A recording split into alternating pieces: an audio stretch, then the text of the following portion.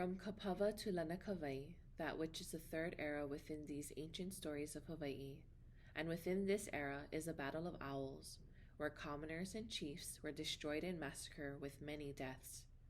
And numerous were the famous acts done within this era.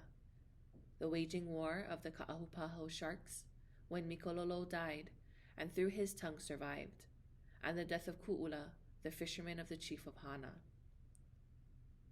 Just great were the famous deeds that were done within this era, the lives of the chiefs and their deeds, the priests, the orators, the architects, and the astronomers, and all these deeds within these eras were individually told, as well as the medicinal practices of the Hawaiian kingdom.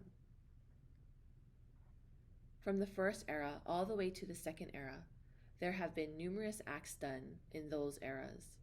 Same goes for the fourth and the fifth era, and so forth with the other eras up until this era that we live in.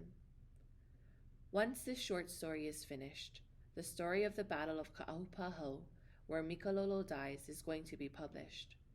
And afterwards, the more heroic, truthful stories will be published.